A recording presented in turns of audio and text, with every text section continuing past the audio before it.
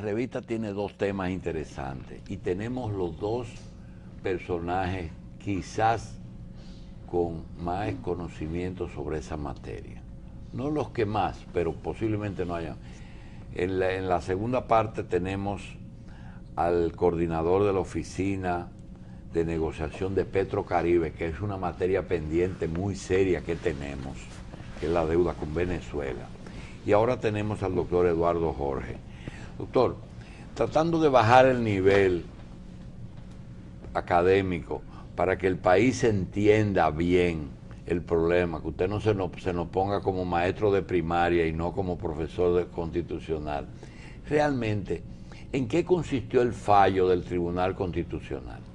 Bueno, básicamente con relación a un amparo establecido por una persona a quien se le había negado el acta de nacimiento, el tribunal tasó, si se quiere, una política pública de lo que debía ser el manejo de estas situaciones de personas que, hijas o hijos de inmigrantes ilegales que no estaban dotados de documentación. Y la controversia ha venido precisamente, no tanto por el caso específico, sino por todo el conjunto de consideraciones que hace el tribunal con relación a la adquisición de la nacionalidad. Yo creo que el elemento fundamental que habría que resaltar aquí es que el tribunal ha aplicado de modo retroactivo lo que son las disposiciones de la reforma constitucional de 2010, en donde se estableció que los hijos de inmigrantes en situación de ilegalidad no adquirían la nacionalidad por el ius soli, reforma que es una prueba de que bajo el régimen de la Constitución del 66 ese no era el caso, no obstante lo que fue la interpretación que dio la Suprema Corte de Justicia en 2005, que a su vez era violatorio de lo que había determinado la Corte Interamericana en ese mismo año, con relación al caso Jan y Bosico. Eso podríamos decir a grosso modo que es lo que el tribunal ha decidido.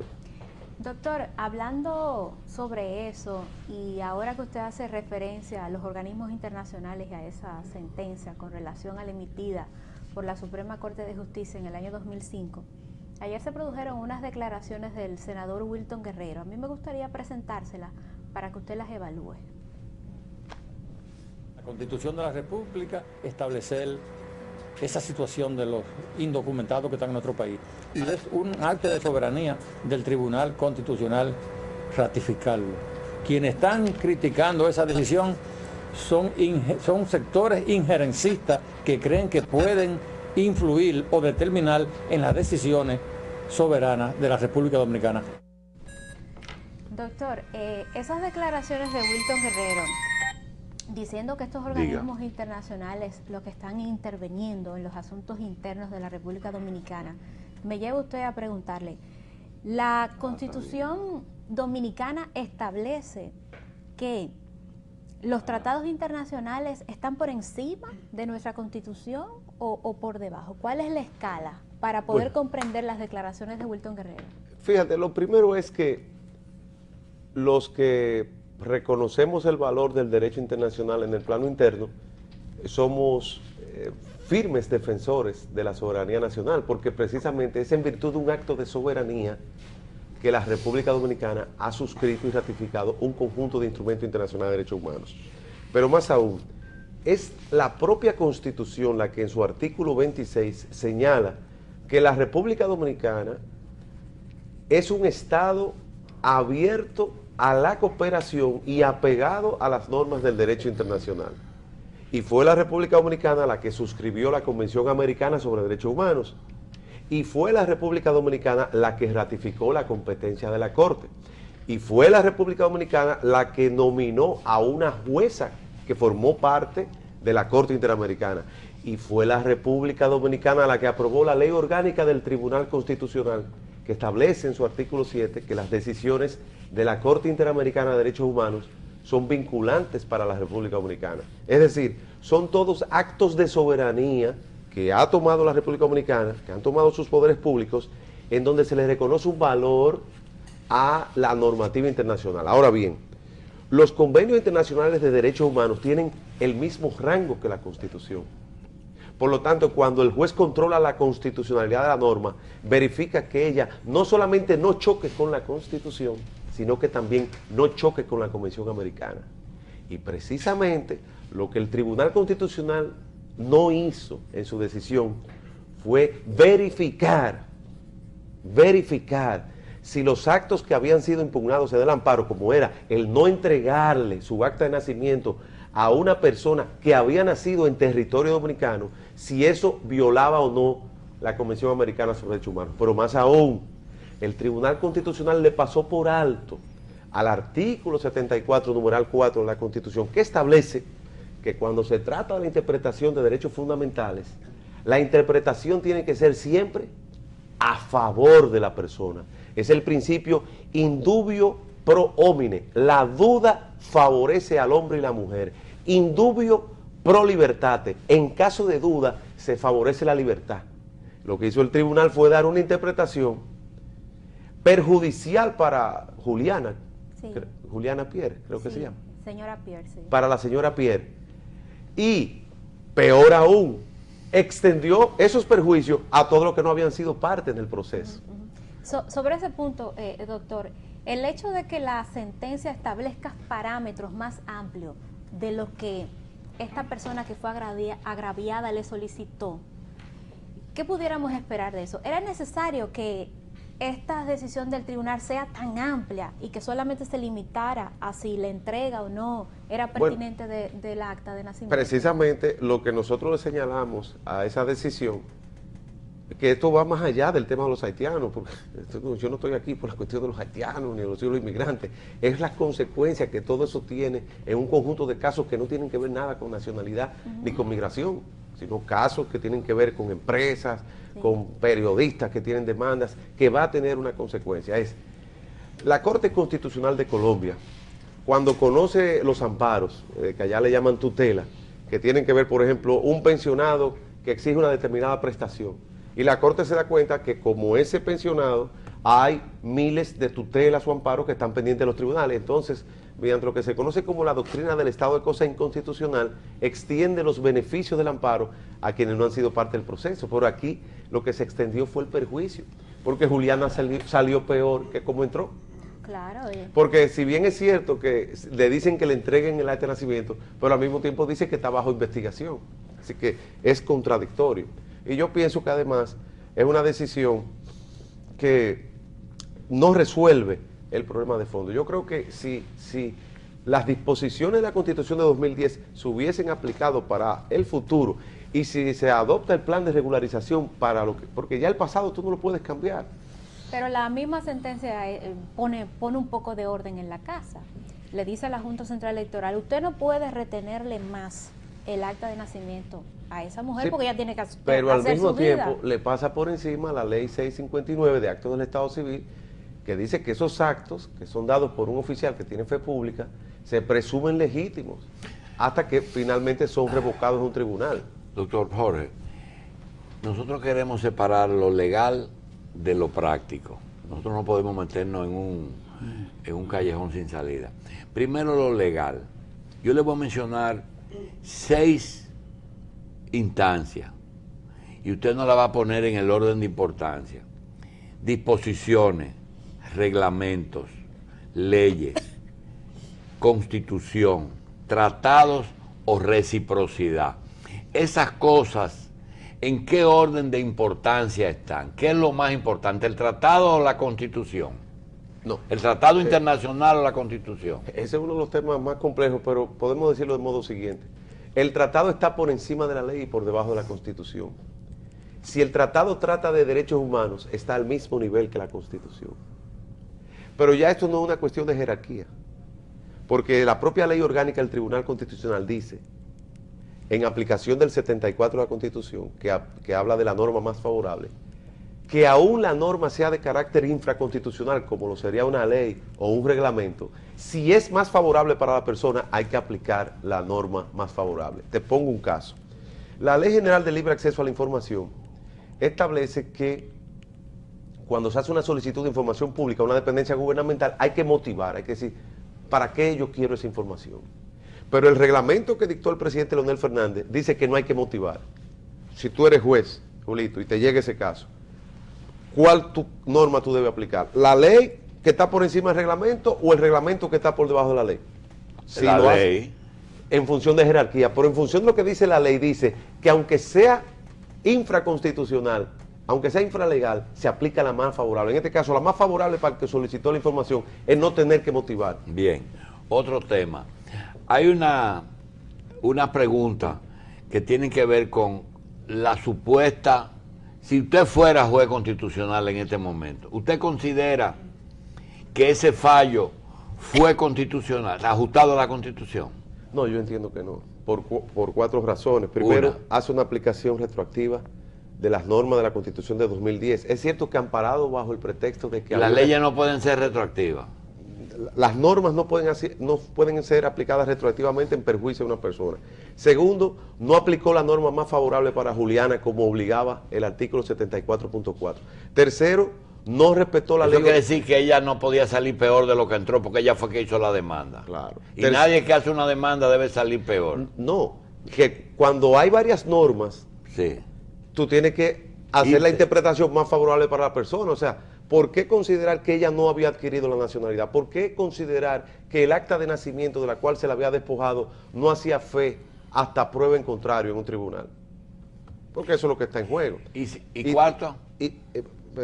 Vuelvo y repito, aplicación retroactiva, aplicación de la norma más desfavorable, desconocimiento del carácter vinculante de la decisión de la Corte Interamericana, porque lo que dijo la Corte en Jan y Bosico es que el estatus migratorio de los padres no se puede traducir en una negativa a la adquisición de la nacionalidad de sus hijos. Los hijos no tienen culpa. Tú que hablabas ahorita, los hijos no tienen culpa de los pecados de sus padres. Pero que no, esa es la doctrina de Jan y Bosico. Doctor, no es un pecado. Es un acto social de la situación que transgrede las fronteras de la situación. Entonces, yo lo que digo es lo siguiente, en el plano práctico. Yo tengo un primo mío que dice que los problemas son del tamaño que uno lo pone. Sí, pero el problema más grande, aunque uno lo quiera poner chiquito. Sí, pero ¿qué es lo que pasa? Tú le preguntas a la población, los haitianos están integrados aquí en la vida social. Aquí sí, es una realidad. Aquí no hay discriminación. Aquí los haitianos están integrados en todos los niveles. Hasta donde ellos quieran. Hasta donde ellos quieren y se lo permite el lenguaje y su deseo de incorporarse en esta sociedad. ¿Qué cuesta dotar de documentación a ese conjunto de personas que mal que bien bajo esa constitución anterior que no se entendía lo que era el tránsito? ¿Qué cuesta regularizar? Nadie está en contra de la regularización. Y aplicar sí, pero esa palabra que cuesta es lo que dice Machi siempre. ¿Qué cuesta que un haitiano que tenga que tener la necesidad, el deseo y la fuerza de ser dominicano, individualmente se presente o a Interior y Policía o a Migración, a donde se hace? Mire, yo quiero residencia aquí. ¿Qué cuesta eso? ¿Por qué no lo hace? Y que su país originario le dé su documentación. Da importancia a las acciones que tome la República Dominicana sobre ellos. Yo te voy a decir, ¿y qué le cuesta a un dominicano? Darle documentos a los haitianos. No. ¿Qué le cuesta al dominicano lograr eso mismo? Porque tú crees que esto es un asunto de los haitianos. Tú sabes las decenas de miles de dominicanos que no tienen acceso a su identidad. Entonces, el Estado que pinta la sentencia del Tribunal Constitucional es un Estado como que va a proveer a toda esa gente de eso. No, señores, hay que josear mucho, como se dice, para tú conseguir aquí un documento de identidad. Entonces hay una situación que se le agrava en el caso de ellos porque ellos están bajo investigación, porque se presumen culpables por su origen, que es uno de los temas. ¿Por su origen o por haber defraudado al Estado con una documentación falsa? No, yo lo que digo, o sea, hay cosas que a mí me saben mal como dominicano. Y es como un tribunal constitucional dice en una sentencia que la nacionalidad es una cuestión de raza. Dice la Constitución. No lo dice el tribunal, la Constitución no dice eso. Lo dice el Tribunal Constitucional.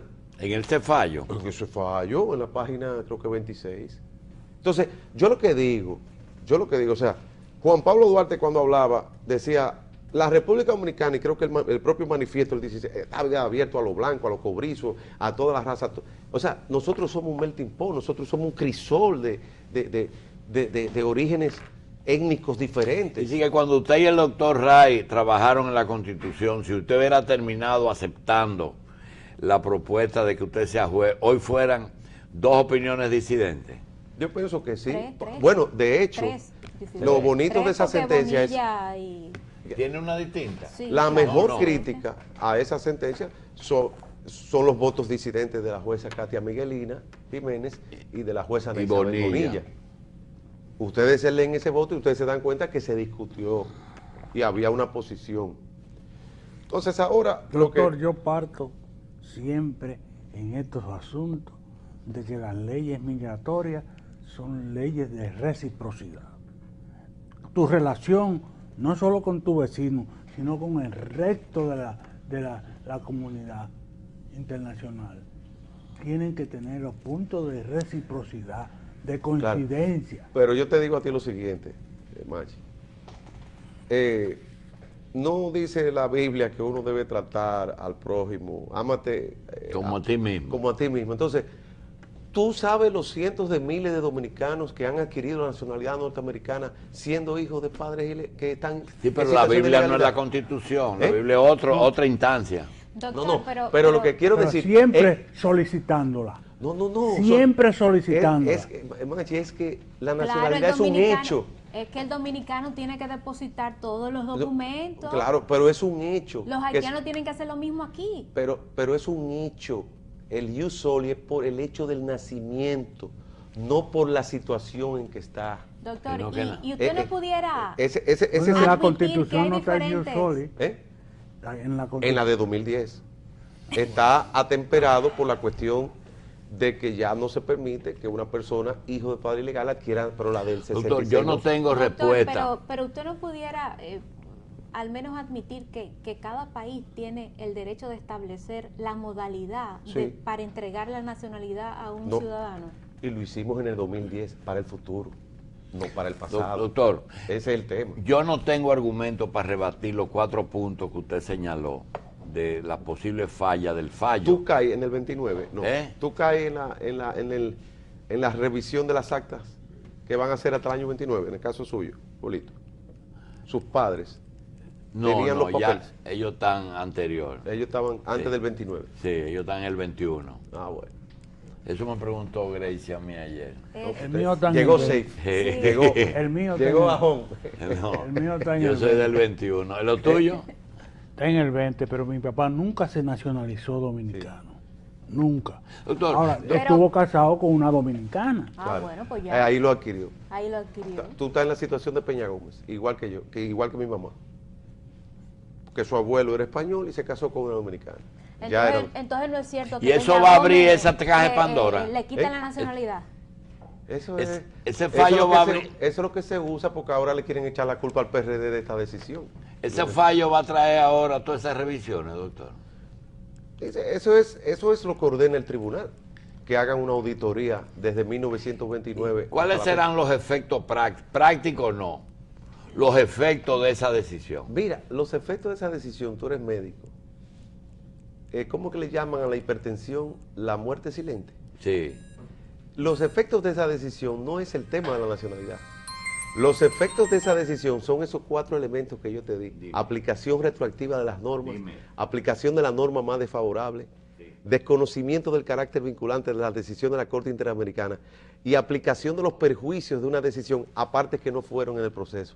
Eso es mortal para el ordenamiento jurídico dominicano, más allá de ese tema de nacionalidad. Es decir, a mí, claro, como dominicano me preocupa el tema de la nacionalidad y he escrito sobre eso, pero como jurista, como abogado, a mí lo que me preocupa es el efecto perverso de esa alquimia interpretativa que ha hecho el Tribunal Constitucional, que en la medida en que eso se extienda a casos que no tienen que ver con eso, eso va a traer consecuencias dramáticas. Pero eso ya es inapelable.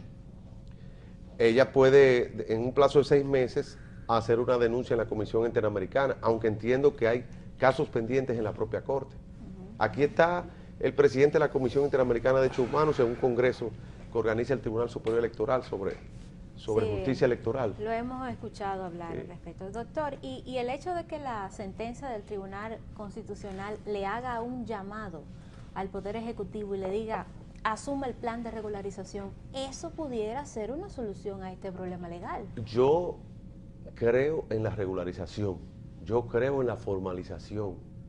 Todo lo que sea conducente a dotar de su documentación a las personas, incluso si se ha optado por esa vía de decirle, lleven sus papeles y luego someten a la naturalización, y esa es la manera, correcto. Ahora, los que son, ¿cómo se llama? El corazón de la llama lo conoce el cuchillo. Quienes están en esa situación, yo vi a una muchacha diciendo, pero ven acá, yo soy dominicana, yo estudié Derecho, o sea, ¿cómo es que ahora me van a obligar a mí? Señores, es una cuestión, decía Hannah Arendt, que era judía, y que vivió el proceso de los sin papeles, porque lo primero que hizo Hitler fue ir despojando de su condición de nacional, de ciudadano, a los judíos. Es decir, una persona sin papeles, aunque sea un ser humano, no tiene derechos, porque no tiene la posibilidad de participar políticamente, no tiene acceso a su identidad. Y eso es lo que yo creo que aquí hay. Bien. Bueno, pero el Estado le da la opción de que se naturalice como dominicano. No coloque ese fallo en un callejón sin salida. Ese fallo, a mi modo de ver, y yo le digo una cosa, el filósofo Perelman decía que las decisiones de los jueces tienen 3 auditorios. Las partes en el litigio, y aquí hay una parte que no está contenta, que es Juliana y toda su familia. La comunidad jurídica. ¿Cómo está? ¿Con inconforme? No, imagínate tú un juego donde los ampallas fallen lo que es A o lo fallen de otra manera. O sea, habla con los abogados, porque se han desconocido reglas del oficio interpretativo. Y tercero, la opinión pública. Sí, pero una sola persona no puede variar la posición de un país entero. No, pero lo que yo quiero decirles es que lo que tú ves en los foros internacionales es crítica, porque es que la decisión se ve como una decisión hecha, incluso el tribunal lo dice. Hay prejuicios. A la medida. Usted sabe bien que hay muchos prejuicios. Sí, pero lo que en yo los digo, foros internacionales, si tú sabes que te respecto a la están República velando, Dominicana. si tú sabes que te están velando, ¿por qué no adecuar las normas en conjunción? Yo creo que, por ejemplo, la República Dominicana... con No. el placer de la comunidad internacional. No, es que es una situación compleja. Yo digo, la República Dominicana ha cargado pesado con Haití, pero nosotros hemos cobrado el peaje que deberíamos haber cobrado por eso, cuando nosotros pudimos haber manejado el fondo de fideicomiso para la reconstrucción de Haití, porque los organismos internacionales no confían en la administración del gobierno haitiano. Sí, no. Nosotros no podíamos haberle dicho, señores, los haitianos en nuestro país le están costando a esta economía tanto. Nosotros no pudimos haber negociado. Es un problema viejo, mira. La a revolución Trujillo de sí sabía abril, negociar. la revolución Sí, de pero abril, Trujillo tenían que era ser un bárbaro. reconstruido el país por los bombardeos y toda la pendeja. No nos hicieron caso. Con el problema de Haití y la frontera, Naciones Unidas prometió resolver el problema financiando lo que había que hacer en esa frontera.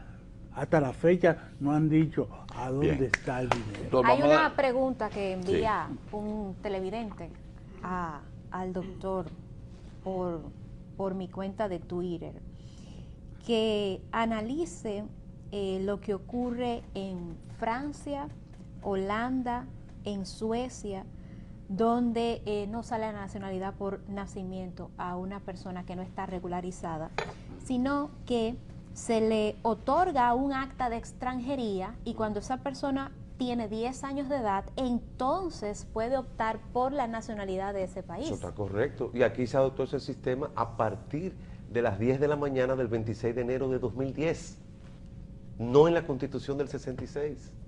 Ese es el tema, señores. Para eso se hizo. ¿Y por qué se reformó la Constitución porque si eso estaba tan claro, ¿para qué la reformaron? Es decir, aquí hay un tema de aplicación retroactiva. Entonces, digamos... Es que la mayoría de los jueces del Tribunal Constitucional consideraron válido el año 2005, esa sentencia de la Suprema, entonces hay otra interpretación, doctor. Claro, pero esa interpretación de 2005, la Corte Interamericana, que está por encima del Tribunal Constitucional, hasta que nos salgamos del sistema interamericano como lo hizo Venezuela, que eso parece que es lo que viene, es la cuarta instancia. Esa era la opinión vinculante para nosotros. Nosotros no tenemos que salirnos porque no estamos en el ese sistema. organismo.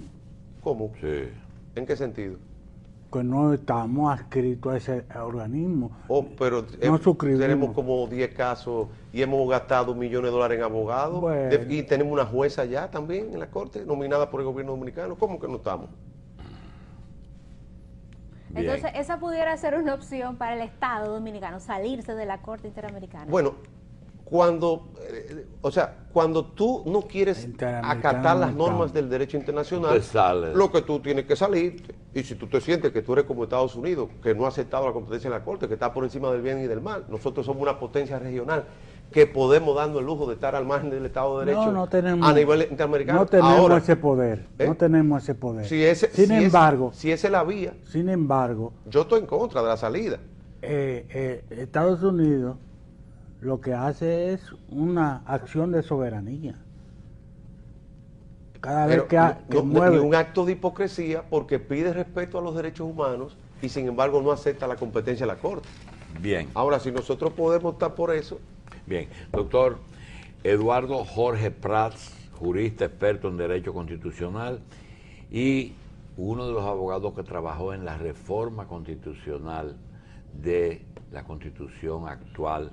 Le damos las gracias, agradecemos mucho y observemos que solamente nos trató ese tema. Con él se pueden tratar otros temas, pero en otro oportunidad. Era otro el tema. Doctor, gracias. Doctor, gracias. era otro el tema. No, ese es el único tema. Está bien. Ese es el tema. Me asusté, que usted se iba sin tratar el tema que vino a tratar.